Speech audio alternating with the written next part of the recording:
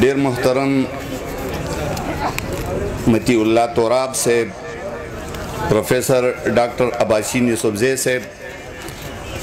شہباز صافی صاحب، د امارات اسلامی چارواکو او زما د وینې او مینې شریکو پښتنو، السلام علیکم. زه شعر نه مخکې یو دوه خبرې کول غواړم. مونږه چې د دې تورخم نه راواوړېدو، ما په ذهن کې یوه خاکه جوړه کړې وه. مونږه په هر ځای کې چې یو په حالت جنگ کې یو، او د دغه حالت جنگ نه د وتو دپاره ما دا اراده وکړه چې کله شهباز صافي او شهباز خپرندوی ټولنې د ملګرو ماله دعوت راکړو، نو ما چې زه لاړ شم او زه دغه خپل کور افغانستان ووینم، هلته چې کومې خبرې کېږي څنګه صورتحال دی، نو زه د خپل ذهن نه خبره کوم او د خپل زړه په زور خبره کوم چې زه کله دې وطن ته راواوړېدم او راغلم، نو زما په ذهن باندې یو سکون او یو خوشبویي راغله. مونږ دلته ډېرې جذباتي خبرې وکړې او کوو یې. دلته د بیان د ازادۍ چل خلک د دې پنډال نه زده کي چې دلته چارواکي ناست دي، خو څنګه خبرې کېږي. زه هلته داسې خبرې نشم کولی. زه بیا خبره کوم چې مونږ ډېرې زیاتې د سختې خبرې وکړې، خو خبره د مفاهمت دور له را رسېدلې ده، خبره دې ځای له را رسېدلې ده. دلته به څوک ناست وي او زما دا بیان به ریکارډ کېږي او هلته به زه یم. زه هلته نه هم دا مطالبه کوم او دا خواست کوم، او د دلته نه هم دا مطالبه او دا خواست کوم چې دې پښتنو له د دې پښتنو ځوانانو له د دیو د مستقبل لپاره لږه د مفاهمت پالیسي اختیار کوي، یو بل وزغمئ، یو بل ومنئ، او دا پښتانه چې تاسو په یوه کرښه باندې تقسیم کړي دي یې دی، خو چې زمونږ تله راتله لږ اساني، زمونږ تجارت لږ اساني، زمونږ شاعران ادیبان. زه دا خبره ډیره زیاته په ویاړ سره کوم چې مونږه کونسلګرۍ ته ورغلو، نو مونږ ته په پاو ساعت کې په 15 منټه کې ویزه لګېدلې ده. د افغانستان د کونسلګرۍ نه په 15 منټه کې. زه د هغه ځای د چارواکو نه دا مطالبه کوم چې که مونږ هلته کې څه غونډه کوو، څه پروګرام کوو، څه مشاعره کوو، نو چې کوم شاعرانو ادیبانو له مونږ دعوت ورکړو د دې ځای نه یې راغواړو، نو دلته چې د پاکستان څوک مشران ناست دي، دغه شاعرانو ادیبانو له تاسو هم دغه شانته په اسانۍ سره ویزه ورکوئ او لاره ورته هواروئ. نورې ډېرې خبرې کول نه غواړم، او خبرې شته هم کېدی هم شي، خو زما په خیال سره د مفاهمت وخت راغلی دی او یو بل تسلیمول پکار دي، د یو بل د جذباتو سره لوبې کول نه دي پکار. مونږ ډېر زیات وهلو خوړل، اوس وخت راغلی دی زما دا ځوانان ناست دي، زما دا علماء کرام ناست دي، زما دا شاعران ناست دي، دا شاعران د امن سفیران دي، دا شاعران د امن خبرې کوي. د دې ځای شاعران دي هلته راشي، د هغه ځای دي دلته راشي، او د دیو د خبرو نه دی د دې وطنونو دپاره د امن، د ترقۍ او د خوشحالۍ پیغام واغستی شي. نورې دوه درې څلور شعرونه به ووایم، نورې خبرې نشم کولی. زه متی الله توراب صاحب ته چې په لر او بر زمونږ مقبول او مشهور شاعر دی، زمونږ اساسه ده،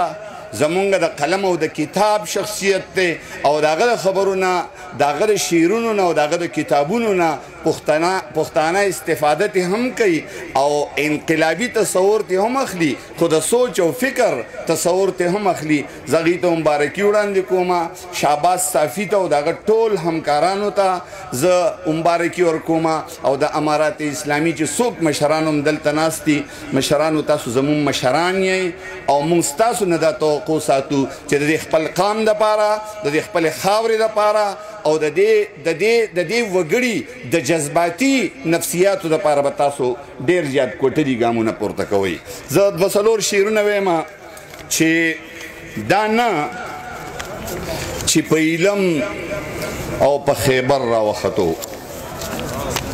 دا نه چې په علم او په خیبر راوختو غلیم د پښتونخوا په هر یو غر راوختو او هغه زمون ملی به حصه دومره زړور کو هغه زمون ملی به حصه دومره زړور کو راتلو زمون په سر راوختو هغه زمون ملی به حصه دومره زړور کو راتلو زمون په سر راوختو او بیګامي خوب لیدو چې پښتانه په اتفاق شو بیګامي خوب لیدو چې پښتانه په اتفاق شو ناڅاپه د قبلې طرف نه نور راوختو بیګامي خوب لیدو چې پښتانه په اتفاق شو ناڅاپه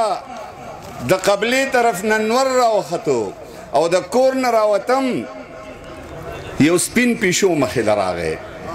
د کور نه راوتم یو سپین پیشو مخې له راغی دا پال خو مې د خیره بختور راوختو د کور نه راوتم یو سپین پیشو مخې له راغی دا پال خو مې د خیره بختور راوختو او زما په خیال شاکر قسمت هم د زور قایل دی زما په خیال شاکر قسمت هم د زور قایل دی خسنه خو نن بیا د زورور راوختو او دوه څلور شعره د بل غزل ویم چې یاران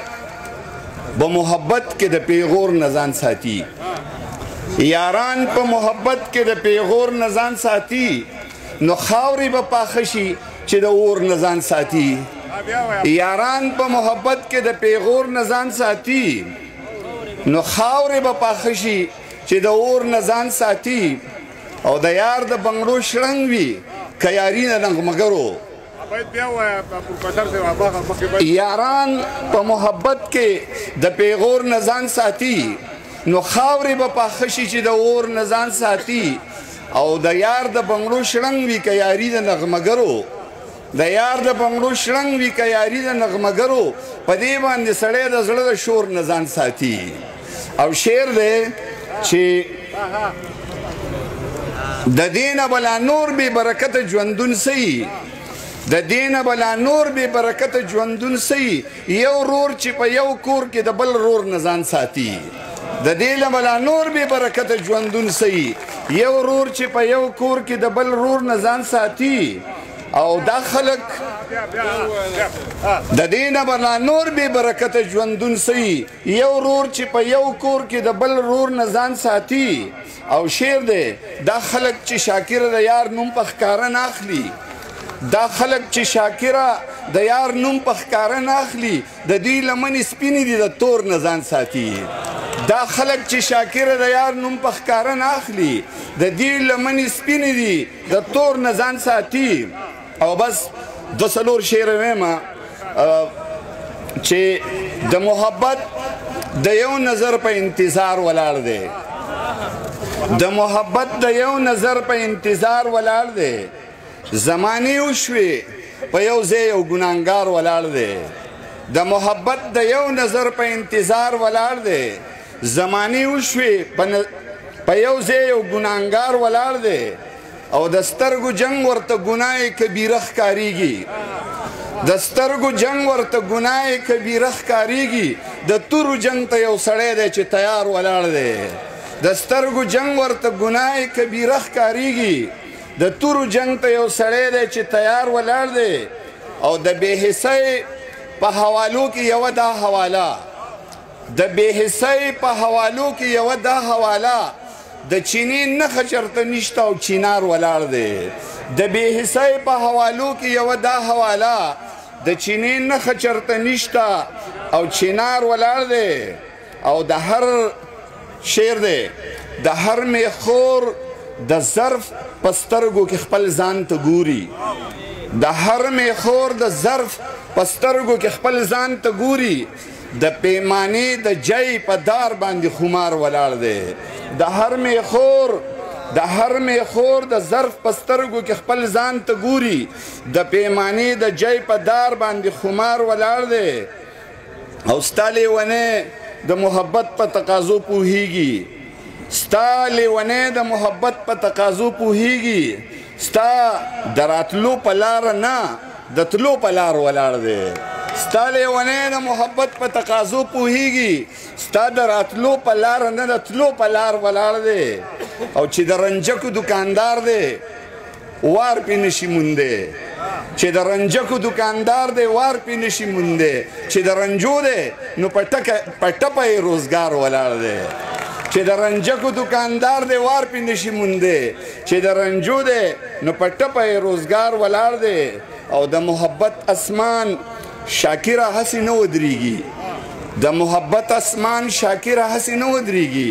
د محبت اسمان شاکره په اعتبار ولاړ دی ډېره زیاته مننه